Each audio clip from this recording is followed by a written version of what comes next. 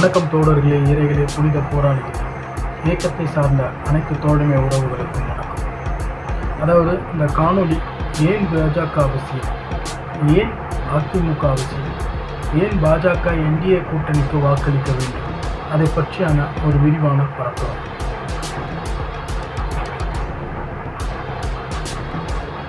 அதாவது மேம்போக்கான அரசியல்கள், இந்த கட்சி இதை செய்ததா, இந்த கட்சி இந்த சாதனை செய்ததா, அதை பற்றியே இருக்கிறது. ஆனால் சித்தாந்த ரீதியான தர்க்கங்கள் இங்கு முன்வைக்கப்படவில்லை என்பது யதார்த்தமாக இருக்கிறது. மற்ற வட மாநிலங்களை விட தென் மாநிலங்களில் சித்தாந்த அரசியல் மிக கூர்மையாக கூர்விக்கப்படுகிறது. தமிழ்நாட்டில் திராவிட அரசியல் சார்ந்தும், கேரளா போன்ற மாநிலங்களில் கம்யூனிச அரசியல் சார்ந்தும் இங்கு அரசியல் செயல் திட்டங்கள் கூர்விக்கப்படுகிறது. அந்த கூர்மையான அரசியலை தவிர்த்துவிட்டு வேறொரு பக்கம் திசை மாறி செல்கிறதா தற்போதைய 5 மாநில தேர்தல் களம்? ஏன் அரசியல் செய்ய மறுக்கிறது திமுக? ஏன் கேள்விகளுக்கு பதிலெழுப்ப மறுக்கிறது கேரளாவில் உள்ள கம்யூனிஸ்ட் கட்சி? அப்போ இவர்களுடையான மோதல் எங்கிருந்து தொடங்குகிறது என்றால், இது சித்தாந்த ரீதியான மோதல் என்பதே இங்கு மிக முக்கியத்துவமாக ஒன்று. தாங்கள் திராவிடர்கள் என்று பேசுவது எந்த அளவுக்கு அம்பக்கம்? ஏன் திராவிடம் என்ற சொற்றொடரை இவர்கள் உருவாக்க வேண்டும்? இதன் நன்மை என்ன, தீமை என்ன? அதே போல கம்யூனிச சித்தாந்தத்தில் இவர்கள் கொண்டு வந்திருக்கக்கூடிய உண்மையான செயல் திட்டங்கள் என்ன? இவைகளை பற்றியான ஒரு விரிவான ஆய்வறிக்கையை விரிவான கட்டுரை வாயிலாக நம் பல்வேறு செயல் திட்டங்கள் முன்வைக்கும். இப்பொழுது காணொலி வாயிலாக அதை முன்வைக்க உங்களோடு வந்திருக்கிறோம்.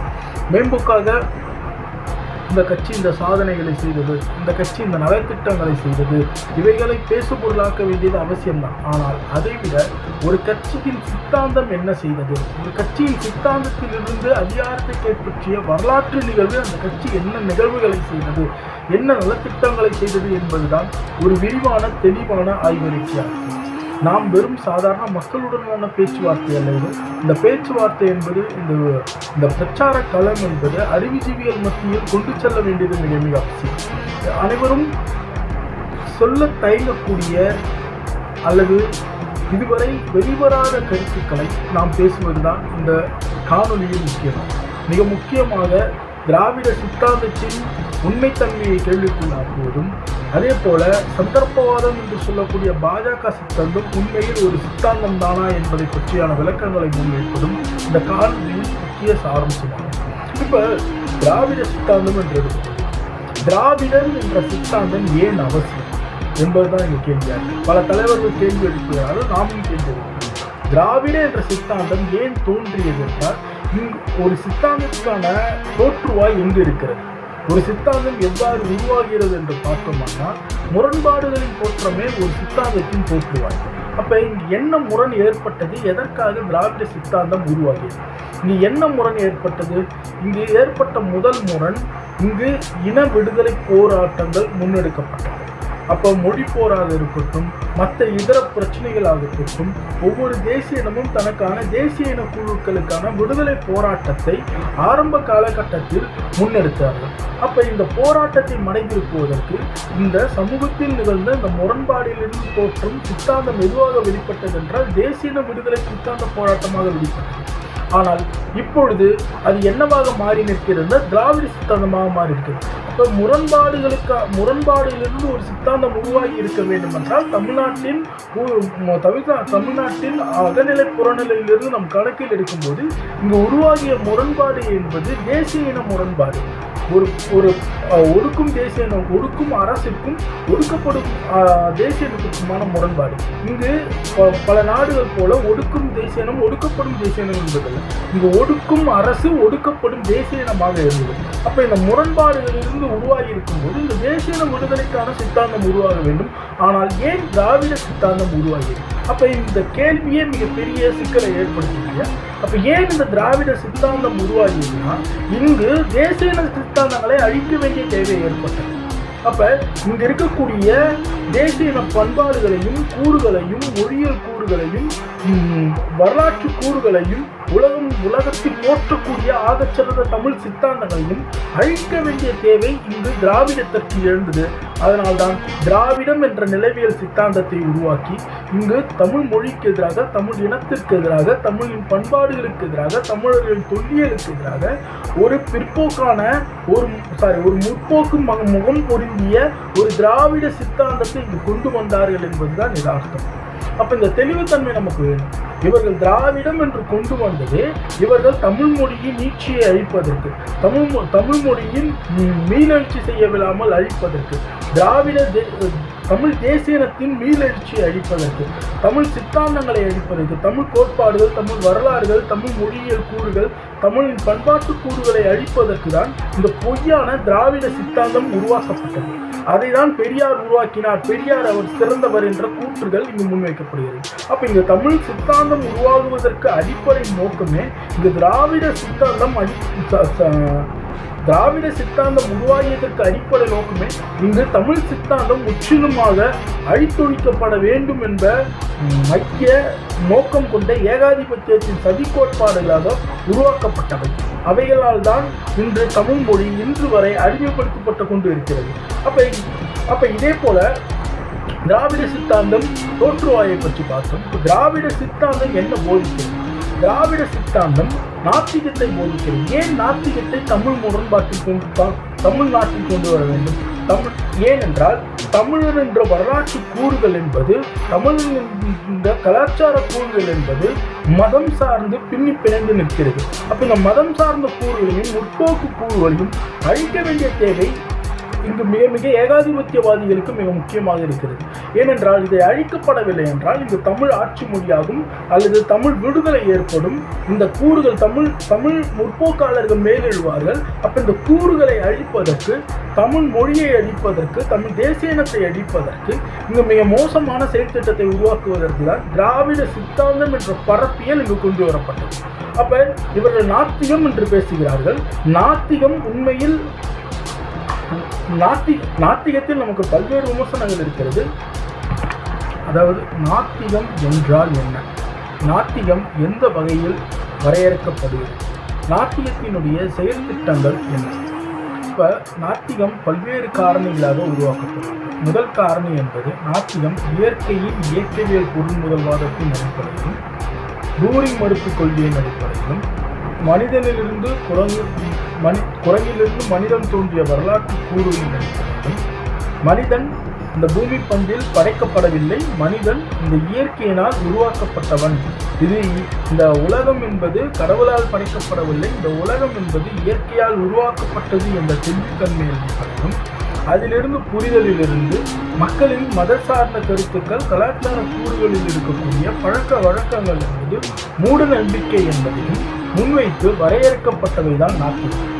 இதில் நாத்திகத்தை வரையறுப்பதில் முதலாளித்துவ சிக்கல்களை கேள்வி எழுப்பி ஏங்கல்ஸ், மார்க்ஸ் அவர்கள் இதில் பல்வேறு ஆய்வு அறிக்கைகளை முன்வைத்துள்ளனர். ஆனால் பெரியாரியம் முன்வைக்கக்கூடிய நாத்திகம் எந்த இடத்திலும் ஏங்கல்ஸின் வரலாற்று கூறுகளின் அடிப்படையில் முன்வைக்கப்பட்ட சித்தாந்த கூற்றுகளையும் சாராம்சத்தையும் எடுத்துக்கொள்ளவில்லை.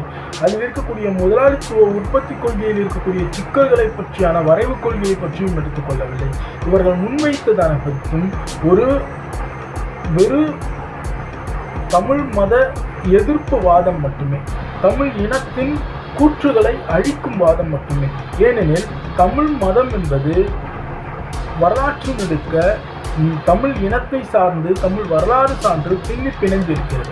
அப்ப இந்த இனத்தின் கூற்றுகளை, இந்த இனத்தின் விடுதலை அடிக்க வேண்டுமானின், உலகத்தில் மூத்த இனத்தின் வரலாற்று கூற்றுகளை அடிக்க வேண்டுமானின் நாத்திக பொய்யியல் கோட்பாடை முன்வைத்து இதை அழித்தொழிக்கலாம் என்பதற்காக உருவாக்கப்பட்டவையே இங்கு நாத்திகத்தின் யதார்த்த செயல்திட்டம். அப்ப இதை தான் நாம் கேள்வி எழுப்ப வேண்டியது இருக்கிறது. மிக முக்கியமாக நாத்திக கூற்றுகள் என்பது உண்மையில் முற்போக்கு நலன் சார்ந்து இருக்கும் என்றால் ஏன் அவர்கள் ஏங்கல்ஸ், மார்க்ஸ் முன்வைத்த உற்பத்தி கொள்கையில் இருக்கக்கூடிய முதலாளித்துவத்தின் சுரண்டல்களை பற்றியோ, வர்க்க தீண்டாமைகளை பற்றியோ, போர் குற்றங்களை பற்றியோ, இன்ன சுத்திகரிப்புகளை பற்றியோ, உழைக்கும் மக்களின் உரிமைகளை பற்றியோ கேள்வி எழுப்பாமல், அதை கையில் எடுக்காமல் கடந்து செல்வது இவர்கள் நாத்திகத்தை மட்டும் முன்வைத்து முற்போக்கு இனக்குழுவின் வரலாற்று கூறுகளான மத கோட்பாடுகளை தமிழ் மத கோட்பாடுகளை அழித்து அந்த இனத்தை அடிமைப்படுத்துவதற்கு செய்யப்பட்ட ஒரு சதி செயல் என்பது தெள்ள தெளிவாக முடிவாகிறது.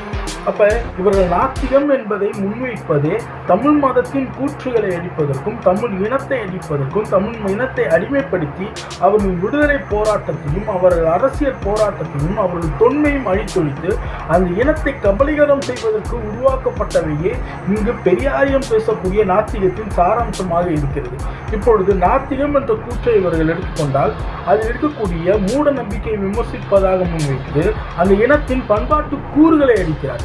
இப்போ ஒரு நாத்திகம் ஒரு பெண்ணிய விடுதலையை பற்றி பேசுகிறது என்றால் அது பெண்ணிய விடுதலை என்பது உற்பத்தி நலன் சார்ந்து இருக்கிறது என்பதை போதிக்காமல், பெண்ணிய விடுதலை என்பது பெண்ணிய சுதந்திரம் என்பதை போதித்து அது அந்த தேசிய இனத்தின் கூற்றுகளை, அந்த பெண் மீதான வரலாற்று கூற்றுகளாக இருக்கக்கூடிய நாகரிக கூற்றுகளை அழித்து பெண் சுதந்திரம் என்று பேசி பெண்ணிய விடுதலையான முதலாளித்துவ சித்தாந்த முதலாளித்துவ உழைப்பு சுரண்டலை கேள்வி எழுப்பவிடாமல் தவிர்த்து பெண்ணிய சுதந்திரம் என்ற கோர்வையில் அவை பின்னவீனத்துவத்தை போதிக்கிறது.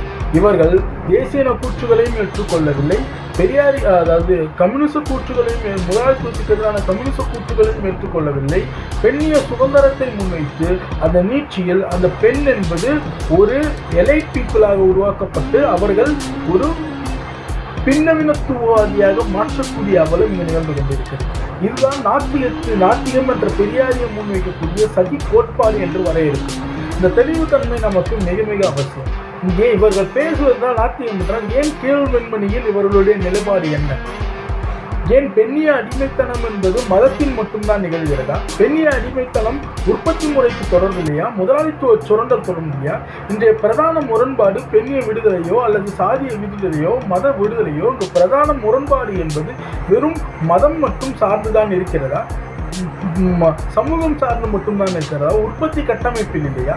அப்போது எப்பொழுதெல்லாம் தங்கள் இருப்புக்கு கேள்வி வருகிறதோ, எப்பொழுதெல்லாம் உங்களுடைய முதலாளித்துவ ஒற்றுமையை பற்றி கேள்வி எழுப்புகிறார்களோ, எப்பொழுதெல்லாம் உங்கள் முதலாளித்துவ சதிகளை பற்றி கேள்வி எழுப்புகிறார்களோ, அப்பொழுதெல்லாம் மக்களை சாதிக்கு எதிரானவர்கள் நாங்கள், மதத்துக்கு எதிரான நாங்கள், பெரிய உரிமைக்கானவர்கள் என்ற பொய் மாயையை மட்டும் பூசிக்கொண்டு இவர்கள் முதலாளித்துவவாதிகளாகவே மாறி நாட்டை அடிமைப்படுத்தி ஆளுவதற்கு, செயல் திட்டத்தை தீட்டுவதற்கு ஒரு திட்டமிட்ட கருவிதான் இன்று நாத்திகம் என்பது, பெரியாரியம் என்பது எங்களுடைய ஆணித்தரமான கூற்று.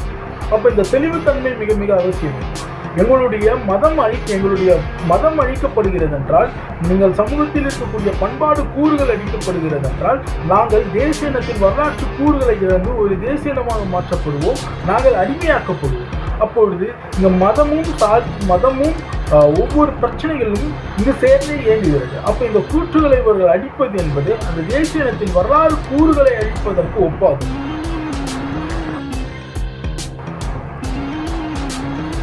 அதாவது தோழர்களே, இந்த மதம் ஒரு சித்தாந்தமாக மாறியதா என்பது இங்கு மிக எழுப்ப வேண்டிய மிக அடிப்படை மிக முக்கியமாக ஏங்கல்ஸாக இருக்கட்டும், மார்க்ஸாக இருக்கட்டும், இயற்கையின் இயக்கவியல் பொருள் முதல்வாத அடிப்படையில் மத எதிர்ப்பை முன்வைத்தவர் டூரிங் மறுப்பு, குரங்கிலிருந்து மனிதனின் தோற்றம், இவைகளை முன்வைத்த ஆய்வு கூற்றுகளாக இருக்கட்டும், மனிதன் தோற்றுவாயை பற்றி சிந்தித்தார்கள், பொருள் முதல்வாதத்தின் தோற்றுவாய்களை பற்றி விளக்கினார்கள். இங்கு அதனோடு திருப்தி அடைந்து விட்டார்கள் என்பது நம்முடைய குற்றச்சாட்டு. கருத்து முதல்வாதத்தின் தோற்றுவாய் என்ன? கருத்து என்றால் என்ன?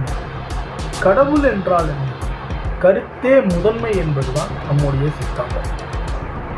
நாங்கள் சொல்வது என்னவென்றால், வெறும் பொருள் முதல்வாத அடிப்படையில் கடவுள் மறுப்பை முன்வைப்பது முற்போக்கு அரசியல் என்றால் அது முற்போக்கு அரசியல் அல்ல. மதத்தை முன்வைப்பவர்கள் சந்தர்ப்பவாதிகள் என்றால், அடிப்படைவாதிகள் என்றால், பிற்போக்குவாதிகள் என்றால் அவர்கள் பிற்போக்குவாதி அல்ல. அவர்கள் சித்தாந்தவாதிகள் என்பதுதான் நம்முடைய கூற்றாக நிறுவப்படுகிறது. இந்த கடவுளின் தோற்றத்தை பற்றி ஆய்வுக்குட்படுத்தோம். கடவுள் எவ்வாறு உருவாகினார், கடவுள் உருவாகுவதற்கான அவசியம் என்ன, கடவுள் என்றால் என்ன, கடவுள் என்றால் என்ன, அவன் ஏன் இறையாக போற்றப்பட்டான், அவன் அந்த இறை எவ்வாறு வடிவமைக்கப்பட்டது, அது நாகரிகம், அது கற்பனைவாதமா, இவை அனைத்தையும் பற்றி நம்ம ஆய்வுக்குட்படுத்த வேண்டியது மிக மிக அவசியம். அதிலும் மிக முக்கியமாக கருத்தின் தோற்றம் எது, கருத்தே முதன்மை, பொருள் முதல்வாதமே முதன்மை என்று பேசப்படும் போது, சித்தாந்தம் வகுக்கப்படும் போது நம்ம அதிலிருந்து விலகுபட்டு கருத்தே முதன்மை என்ற கூற்றை நாம் முன்வைக்கிறோம். கருத்தே முதன்மை என்று சொல்ல வேண்டிய அவசியம் ஏன், கருத்தின் தோற்றம் எது, இவைகளை பற்றி நம் ஆய்வுக்கு உட்படுத்த வேண்டியது மிக மிக அவசியம். ஒரு மனிதன் இயற்கையால் தோற்றுவிக்கப்பட்டாலும் அவனின் பகுத்தறிவு தான் அவனை ஆளுகிறது. பொருள் முதல்வாதம் இந்த பூமி பந்தை உருவாக்கினாலும் கருத்து முதல்வாதம் தான் அவனை நாகரிகம் அடையச் செய்கிறது.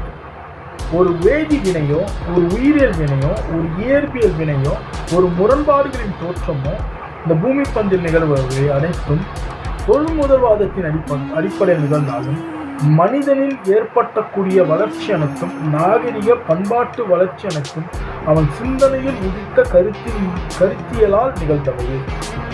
இவைகளை பற்றி நாம் தெளிவான ஆய்வு கட்டுரையில் இருக்கிறோம். ஏனெனில் சில விடயங்களை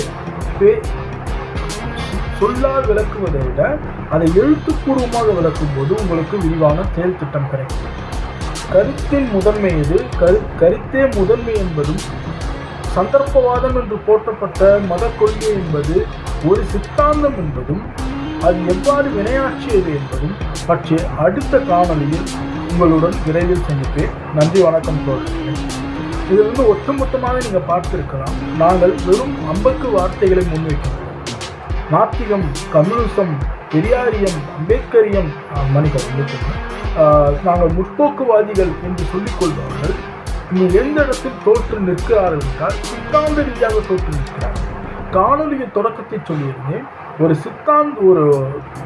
ஒரு தேர்தல் அரசியல் என்பது வெறும் இந்த கட்சி இதை செய்தது, அந்த கட்சி அதை செய்தது, வரலாற்று அடிப்படையிலிருந்து அந்த கட்சி வென்றதற்கும் அந்த கட்சி உருவாகியிருக்கும் தோற்றுவாயாக இருந்த சித்தாந்த அரசியலை முன்வைக்க வேண்டியது.